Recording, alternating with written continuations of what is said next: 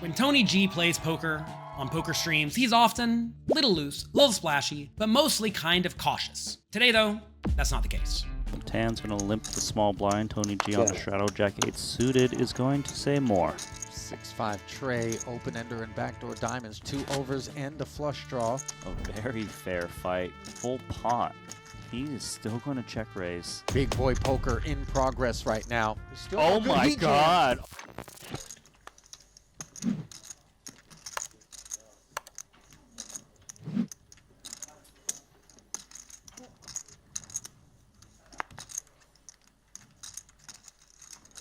Tan's going to limp the small blind. Tony G on the straddle. Jack-8 suited is going to say more.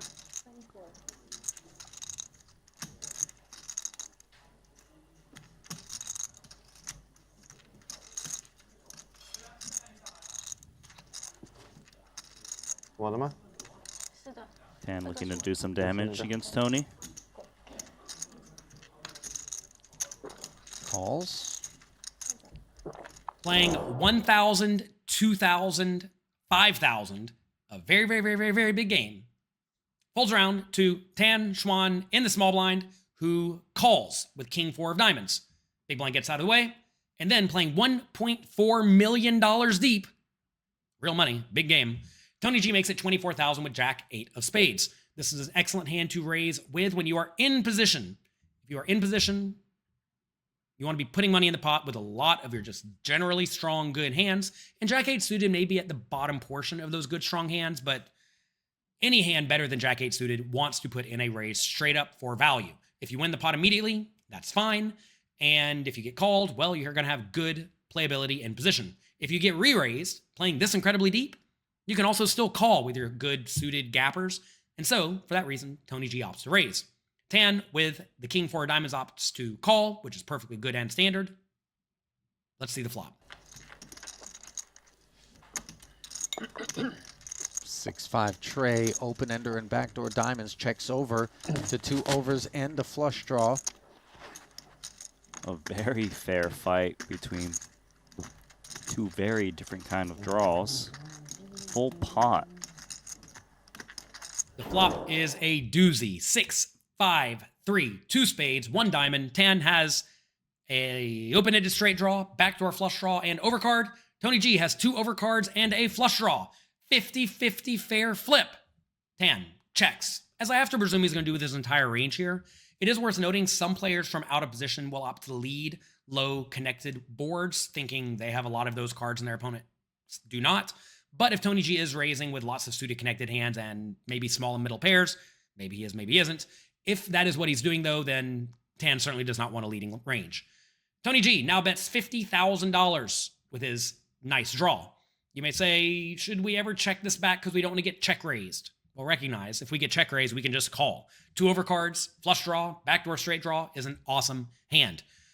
Anytime you have a draw that has a lot of equity but lacks showdown value, like Jack High, you typically want to bet it whether or not you're in or out of position, assuming you are the person who was the last aggressor before the flop.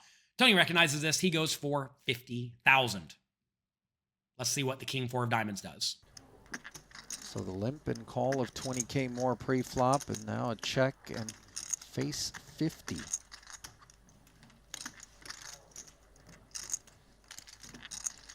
Extremely deep, 1.4 million effective. Tan's trying to break down what does this full pot size bet mean. It was raised pre, so the little stuff not really expected to be in Tony G's range, yet he's still betting big.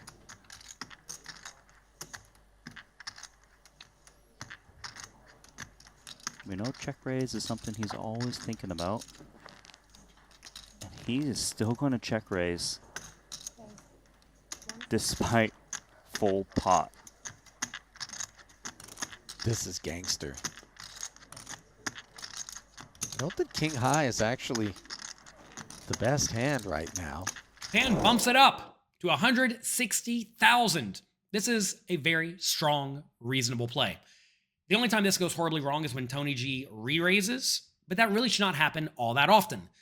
Most of the time when someone check raises a reasonable bet from a range that should be reasonably strong from out of position, They're saying they have either a strong made hand, like a set or a straight or two pair, or a high equity draw.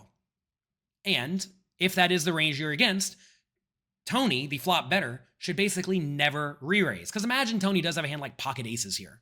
You do not want to be getting in $1.4 million with pocket aces against a range that contains straights, sets, and two pairs, because those are obviously never folding to a re-raise. And if you are against a draw, especially a junky one, they're going to fold, right? So whenever you end up playing a big pot, you're usually in horrible shape. So for that reason, that allows Tan to check raise in this situation with some high equity draws that can keep barreling on a lot of turns, like King 4 diamonds, and very good made hands. Back around to Tony. He understands logic so far. He calls. Let's head to the turn. Basically a flip with 2 to come. Advantage Tony ever so slightly, though that is no longer the case once the 10 of hearts reveals itself. And by the way, Tony calling that big check raise certainly sets off alarm bells for Tan, given that he limped and faced the 20K raise pre and couldn't shed this holding on this very dry flop in terms of Tony's holdings.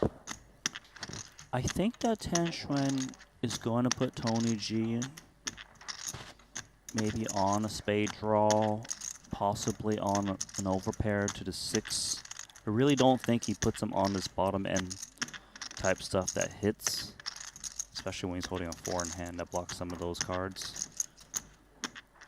I kind of feel like Tan Xuan is going to barrel once more large, and if he's up against an overpair, he might think those hands will just lay it down.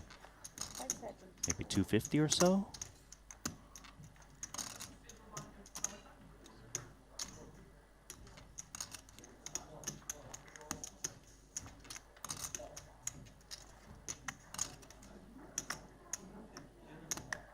Oh, that's full pot, isn't it? Big boy poker in progress right now. And all of a sudden, The turn is the 10 of hearts. It improves neither player. Tan into a 375,000 pot, opts to bet big. 382 out of Tony's 1.3 million stack. And while I do like the idea of betting, I do not like this size. Whenever you are taking a polarized line where you have lots of super duper strong hands like set straights and two pairs and some bluffs, you want to typically use geometric bet sizing, meaning you want to bet roughly the same proportion of the pot on both the turn and the river in order to get all in by the river. That allows you to essentially bet less with your bluffs. Because notice here, when Tan pots it, if Tony calls, Tony's going to have 900,000 remaining, and the pot's going to go up to like 1.2 million. So that means he's only have 0.75 pot size bets remaining on the river. If instead Tan bets more like 300,000, the pot's going to go up to 1 million. Tony's going to have 1 million, and then it's roughly a pot size bet going to the river. So I think in this situation, something like 320 is probably ideal, because if Tony does decide to make an overly aggressive play and rip it all in on you, you lose a little bit less, which is awesome. It's always nice to lose less when you have to fold. Now, it is worth noting your opponent in this situation. If your opponent will go all in over your $300,000 bet, then perhaps that becomes not such a good play. That said, because Tan did check raise the flop, and he's continuing to use a big bet on the turn, this is a situation where Tony really should not raise all that often at all, because when he is against a strong hand, Tony is doomed. So I like the bet, but I think I would have gone a little bit smaller. Tony G being asked to pay a very hefty price with what at the end of the day amounts to nothing more than jack high right now, and every now and again is a hand that when the spade does roll off is still Oh a good my heat God, jam. Over all the top in. and takes it down. You got to show this, Tony. You have to. I am? Show the jack of spades. Wow. What can I do? Oh my Who won? God. Come. I have the hat and commitment to the game. I knew it. Honestly, I knew it, Tony. I really just knew it. Somehow, some way, Tony rips it all in, probably because he either had a live read or he completely does not understand how no limit Texas Hold'em works. One of the two. I'll let you decide. You know what? Which one do you think it is? Let me know in the comments section down below. Do you think Tony just had a read his opponent didn't have it? Or do you think he doesn't know how to play poker at all? I'll let you decide that one. While you're down there, click the like and subscribe button for me. Tony puts it in. Now, this play may not be as bad as it seems from a GTO point of view, even though you probably don't want to be jamming much of anything in the spot, because typically the draws that do want to shove are the draws that lack showdown value but have decent equity, like Tony's exact hand. But not a whole lot else wants to shove in the spot, because if you do have a hand like pocket aces, like I said, you really want to keep your opponent in with their bluffs, because those are hands you're going to get value from on the river when they do decide to continue bluffing. So since Tony really doesn't want to jam many value hands, and all of his value hands, or at least the vast majority of them, lose to Tan's value hands, this is a spot where Tony should not shove anything, even though the exact Jack-8 of spades, or perhaps a hand like Jack-7 of spades, or Jack-4 of spades, or really any combo draw that lacks showdown value. Those hands want to shove, but not a whole lot else does. So for that reason, I think Tony should just call. Tan folds. Tony shows half the bluff. It takes real courage to show the full bluff. He shows half the bluff and scoops the pot. Congratulations.